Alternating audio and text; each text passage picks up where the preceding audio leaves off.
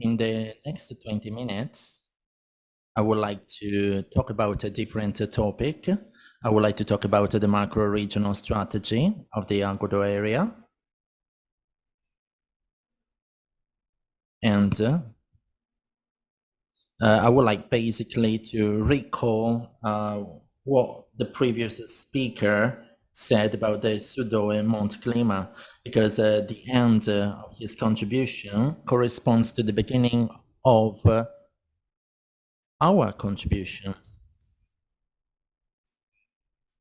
So he talked about something that concerns the EUSALP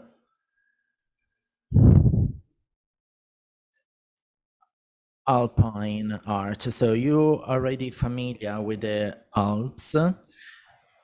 These are an area of transit, of traffic. There are 80,000 people who live in the Alps, who make use of this space as an economic space.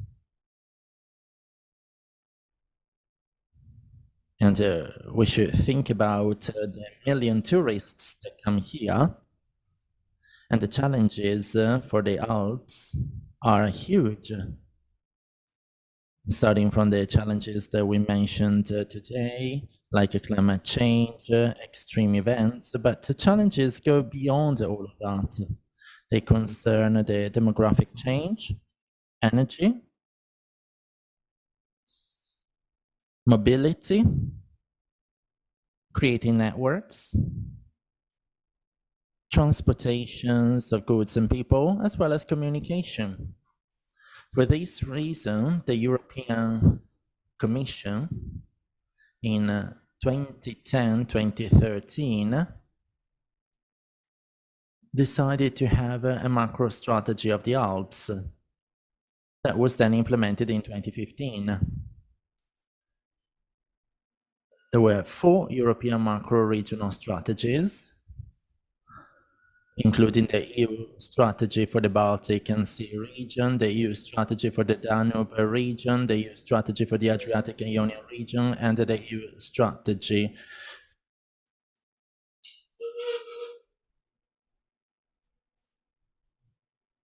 for our area. EUSALP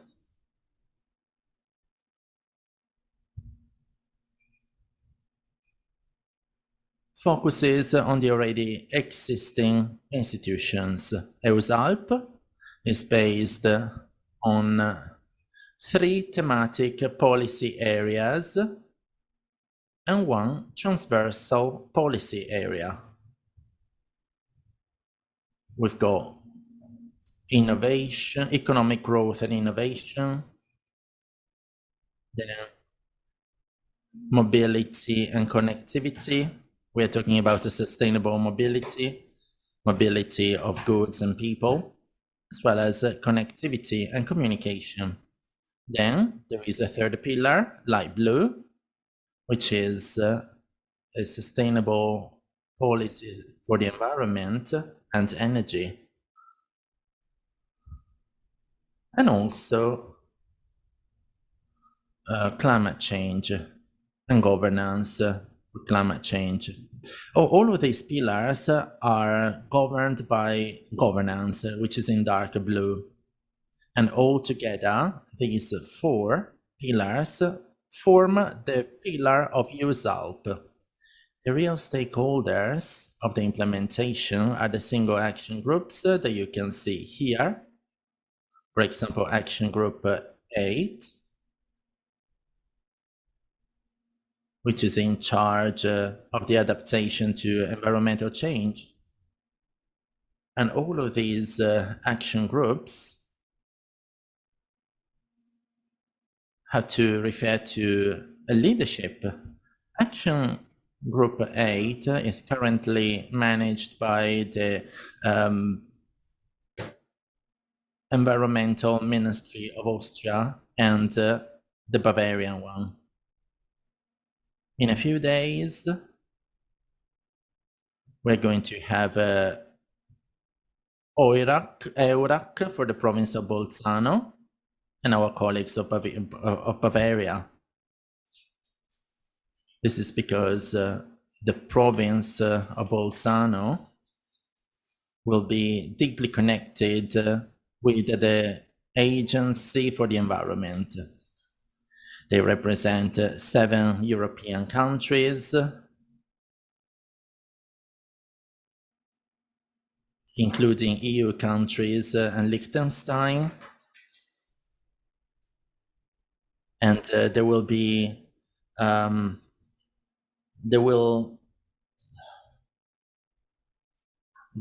managed together with external experts. We will create seminars, workshops, both online and in place, to cooperate together.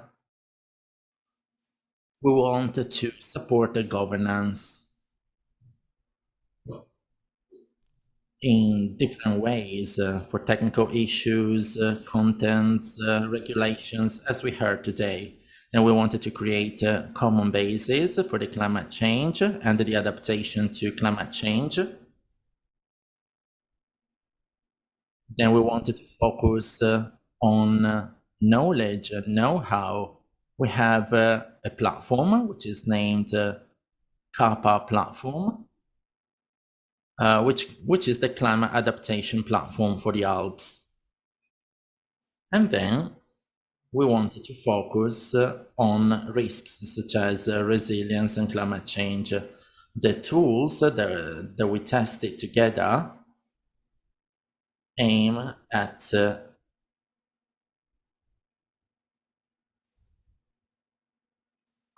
carrying out tests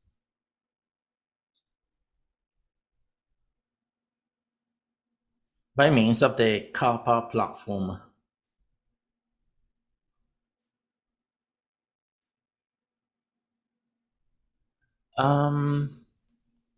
Then we wanted to develop a paper on risks due to natural events, and then we wanted to develop a model, also thanks to the University of Munich, which is used for different purposes and in different countries.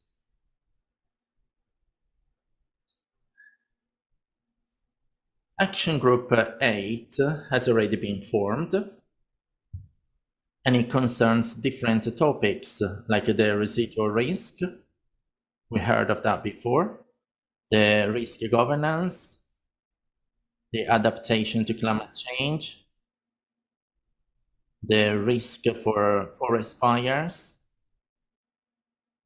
and that was 2 years ago. We talked about the forest fires,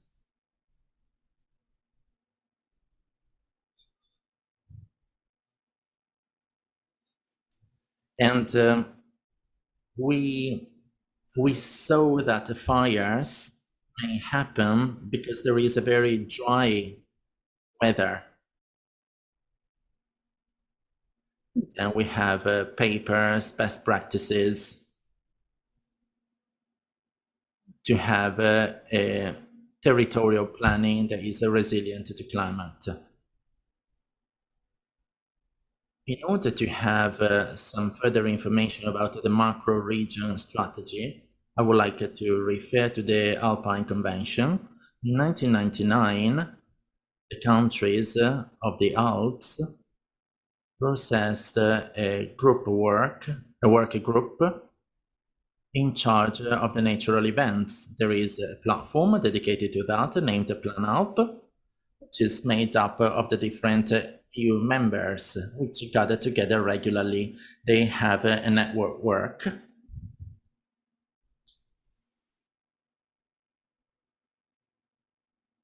And they're also in charge of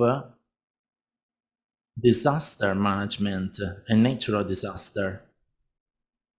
They make use of management mechanisms, they publish best practices, they create synergies with the EUSALP, but also with other projects. This is basically the scope of the TRANS-ALP platform.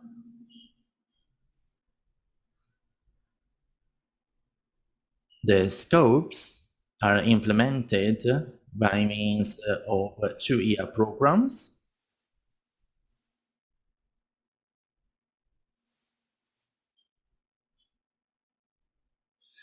TRANS-ALP in the past 2 years, for example, managed emergencies in the Alpine region, or also elaborated risk plans or emergency plans.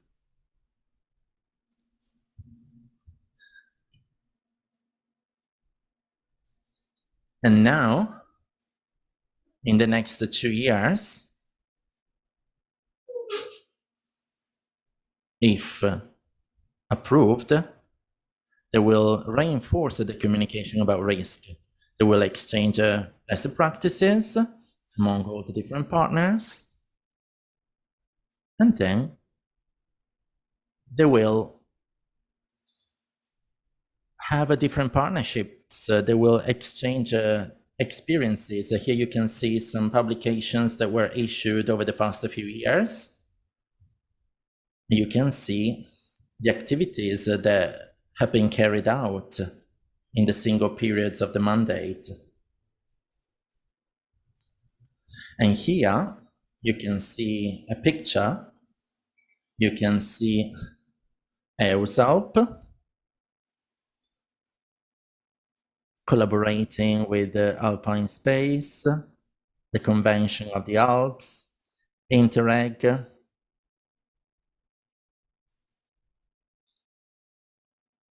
and at the same time, we wanted to promote both EUSALP and TRANS-ALP. Both projects aim at being financed.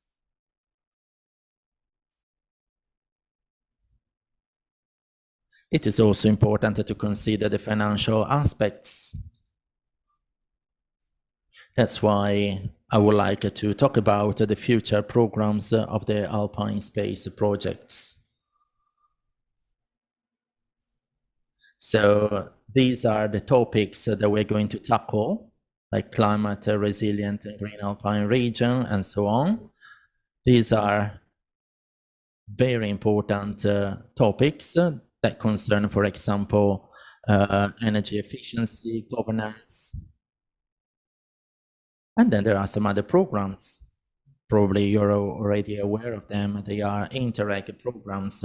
Many of the new Interreg programs go towards this direction.